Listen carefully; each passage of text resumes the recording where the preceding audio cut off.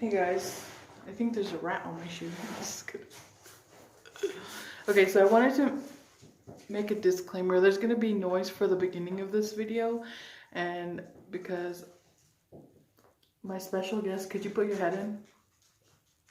Babe, could you put your head in? Is in here doing something, and I have another special guest who is only in here, or she's gonna be in here the whole time, but he's only in here temporarily. So you're gonna hear squeak, squeak, squeak, squeak from this dog, right? Squeak, squeak, squeak. Are you barking at yourself? Anyway, barking and squeaking. Also the glare in my glasses. Sorry, the sun is hitting my glasses and I can't help it. So today I'm going to be talking about very, very personal stuff that usually people don't share on the internet, but I'm only sharing it to help people who are in the same situation. Who are or were in the same situation as me, and they need, reassurance or, anything you can get from this video as a learning platform, I guess. Like, you can learn from it. You can learn how I cope with things, and maybe it'll work for you. I don't know. This is gonna be the video. Taz, can you come here? Let's take a nap. Come here, hurry. This is going to be the video where I spill the beans about my childhood and my, this is going to be in parts because this can't all be done in one video. It could only be done in parts and sections, So this is part 1 of the series of what was my childhood like. So I was born on October. Okay, but that was so cute. Okay, I was born on October 1st of 1997. So that makes me 22 years old right now. My mom was really young when she had me. She wasn't really young. She was like 18, 17, somewhere around there. And my brother that is older than me was born when my mom was 16 years old. So I guess it wasn't that early, but it was pretty early, because she was still a teenager. And I mean, let's just say she wasn't ready to be a mom. When I was born, I was born here in New Mexico, and Albuquerque, New Mexico to be exact. So that's my hometown. And my mom is from Mexico. I don't know if she was born in the United States or any of that. Or no, I have a passport photo of herself. No, she was not born in the United States. She was born in Mexico. No. Basically, my mom, she was born in Mexico, and my dad was born in Texas or Mexico. I don't know where. One of those. My dad was born in the United States, I think. I'm not sure. But my dad was a lot older when he met my mom. And the only reason he met my mom was because my grandpa introduced them to each other, and that's how that happened. And I'm not really going to get into that because, that's my parents' business. Unless y'all want to know, let me know. Yeah, and I'll ask for the full story. I just know that. So basically, my parents met, and then my mom already had a son, which my dad treated like his own. And then they had me. So they planned for me, and then they had me. And, my dad was doing he worked, and my mom was supposed to be at home taking care of the kids and this and that. Just like a homemaker, I guess you could say. And, cool, yeah. He trusted her to do that, and it was okay for a little while. And then my sister was born a year and some days after I was. So basically, what I don't. So I was there, okay? I was there when all this was happening, but I was a kid, you know, I didn't really know what was actually happening. I could only just say my story from my understanding, and in the future I'll ask my dad about, you know, if, you know, all of it's true because he told me that way. And I don't know if my mom refuses to tell me the truth or what it is about. You know, when I was born, like I said, my dad was taking care, I mean, my mom was taking care of us, supposedly. So I'm not gonna say she was a bad person, but I think she had postpartum depression, not clinically diagnosed. And the reason I say she wasn't clinically diagnosed is because those, you know, my dad doesn't believe in that stuff. Like, he doesn't understand until it happens firsthand and he gets taught about it. And she didn't say anything to him. And so basically everything went how it went. And I think she had postpartum depression, to be honest, because otherwise she wouldn't make her kids go through what they went through. Um, so, you know, my, how do I say? So my mom had me, and then, you know, I guess everything was okay, but not really. I don't know what happened there. And, you know, aside from the postpartum depression. And then a couple months into, or it was a year into me being born. So I was a year old, and then my sister was born, you know, a month after I turned a year old. And so basically my mom got pregnant like a month after I was born, which is a little bit disgusting. No, I'm just kidding. It's not disgusting, but it's a little bit weird just to think about. Anyway, my sister was born, and everything was not doing good because my dad said that their relationship got to a point where my mom wasn't doing really much and she wasn't taking care of us the way that we should be taken care of. Our diapers were sagging off of our butts, and they wouldn't get changed until my dad got home from work, and he would cook and all that. And she wouldn't even feed us or anything. We wouldn't eat till my dad got home. And it was heart wrenching to him because he had to go to work to make money, you know? Oh, my foot's falling asleep. So basically, my dad went to work and took care of the kids, and which was at the time my brother, me, and then my sister. So yeah, I was also born a year, or January, February, March, April, May, June, July, August, September, October. Yeah, so basically my brother's birthday is in January, and I think I was conceived in that month because I was born on October 1st. And excuse me.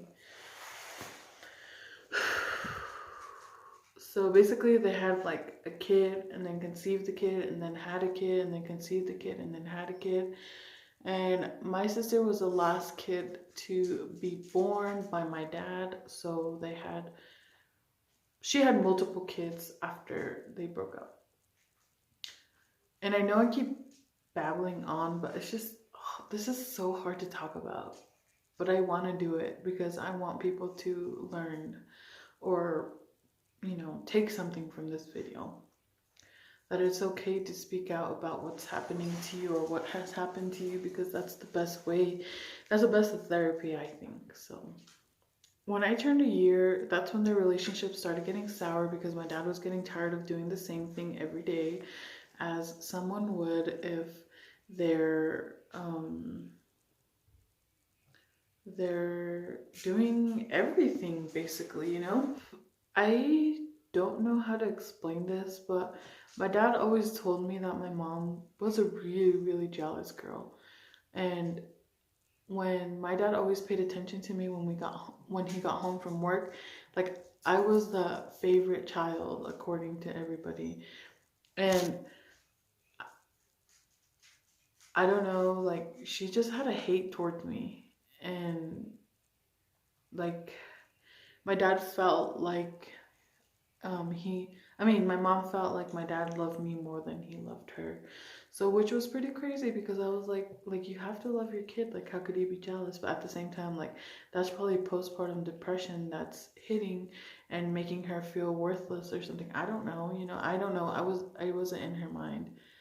Um, so that's when their relationship started getting sour, and my mom started abusing me and pulling out my hair like every day. Like everything that I did, like I would always get abused, I would always get hurt, and all of my siblings were just fine except me. Like I was a target to everybody. Like she would let my brothers and sisters go on me, and my brother and my sister like beat me up, and I was like a kid, so I had to take it. And she would always taunt me with food, so it's crazy. And I'm just like, how could you do that to your kid? But I understand it.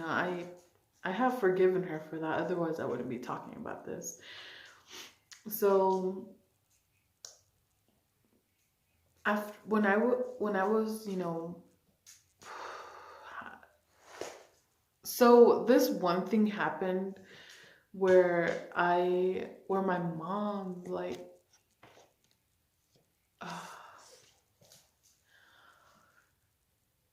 so okay, so one time my my eye, one time my dad came home and my eye was burnt, like really, really burnt. And um we went to the hospital. My dad took me to the hospital, but my dad had already had, alcohol because Mexican people, when they work, they like to drink apparently. And he already had alcohol in the system, but my eye was really burnt. Like, let's see if you could see. Which one is it?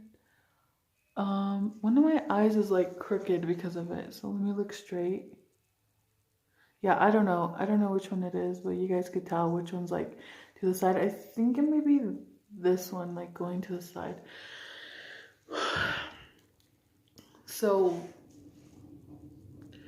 my eye is, has permanent damage, and it sucks, but at the same time, like I don't notice it. I just notice it because of what I was told and because of the police reports. Anyway, so since my dad was intoxicated, my mom lied and said that he was the one who burnt me with a cigarette and that it was all his fault. And my dad went to jail, CPS got called, and instead of me going back home with any of my parents, I actually went into foster care for a good month. And you guys would be thinking like, oh good, she's taken out of that home, that's so good, But the foster home that I went to wasn't the best. It was completely, something that you wouldn't want to experience. I was one in some months when I was in foster care. And this family had a bunch of kids. Like I was 1.5, so or somewhere around there. So I can't remember like all of it, but I do remember some parts.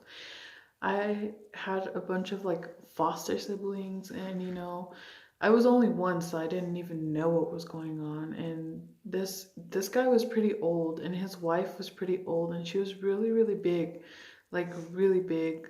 Um, like she obviously, I don't know, she was just too busy to care, I guess. Um, sh so when I first got there, it was all good, and then I would say like a couple days in, like we would go places, like fun places and stuff, and then we would come back to home, and this guy would tell me, "Are you ready? Are you ready?" And I'm like, "Ready? I was only like one. Ready for what?" And so it became a routine where he'd be like, "Are you ready? Are you ready?" And he'd tell me specifically, like none of the other kids. And although the kids would mind their business, because they're kids too, you know, the oldest kid looked like around 9, I would say. And I remember it vividly because of what happened to me there. Um, so basically, mm I was taken, into their restroom where, the mom was taking a shower and the dad wasn't. And uh, they would lay me, or he would lay me down on a table and he would rape me. And I would say that he molested me, but I don't think that's the good word. Like, I think rape is, more appropriate for this. He freaking raped me every single day of my childhood until I was 2 years old. And think about what that has to do to your head. Like, you know, till this day, like, a lot of that,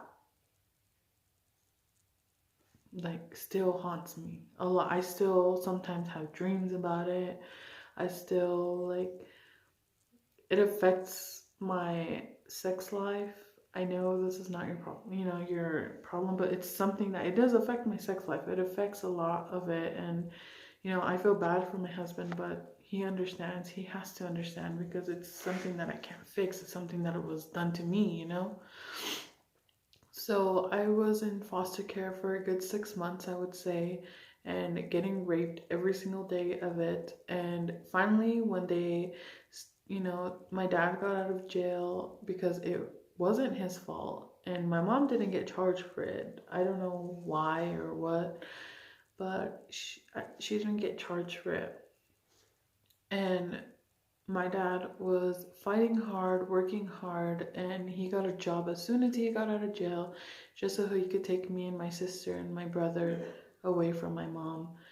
Um, Not take us away, but like, so we can have a better life and stuff like that. Unfortunately, my brother didn't get to come with us because that wasn't his biological father and he wasn't on the birth certificate. So my dad was working really hard. It took him a whole year to even get us. Um, but in that whole year, we were living with my mom. So you should see how torturous that was. Um, so I was, already scarred in my head by I was 2 years old. And when my dad got out of jail, my dad was working really hard. And, he got to the point where he can take care of us on the weekend. And so it was like already like the first week, I guess, when we got out of foster care and that my dad went and picked us up. And then he took us back and they, did like, I don't know if someone took us to the doctor or they were checking up on me or something like that. And they noticed that there was like semen in there, in my vagina, of course. And they noticed that there was semen in there, and again my dad got arrested because they said it was his fault.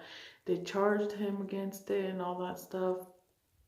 And like, you know I know who it was, but they still blame my dad for it, and it's disgusting, to be honest. Like, the only way my dad really, fought the case was like, you could test the semen right now and, test it against mine. It's not going to be mine.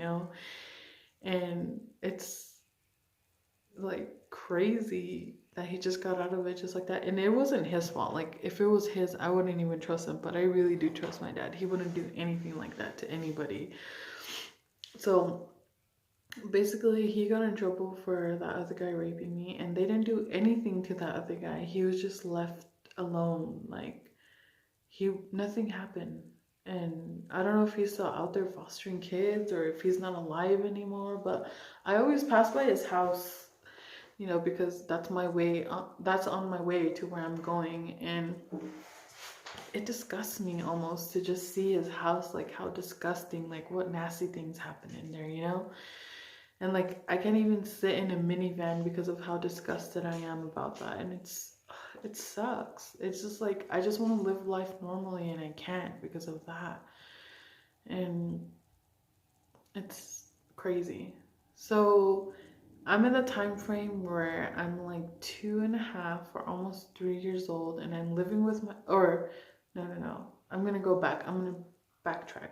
So after we got out of that, in the 6 months that I was living with my mom before my dad got full custody of us, she used me for like, she sex trafficked me,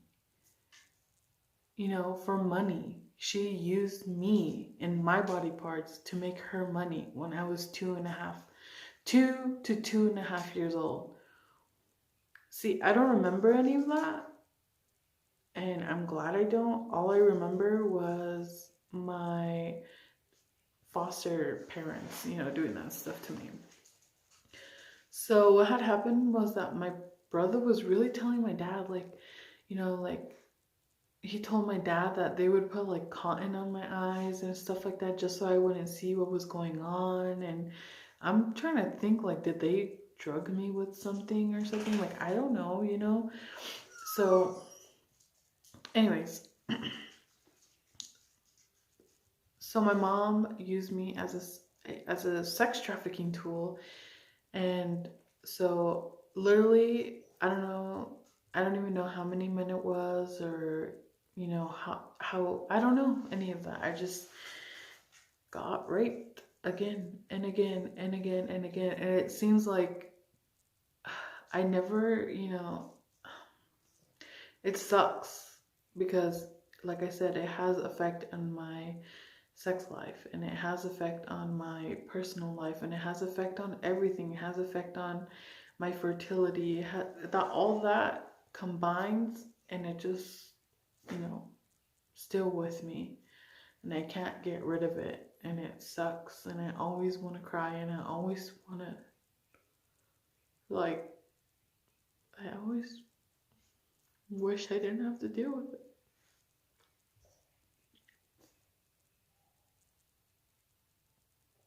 Sorry.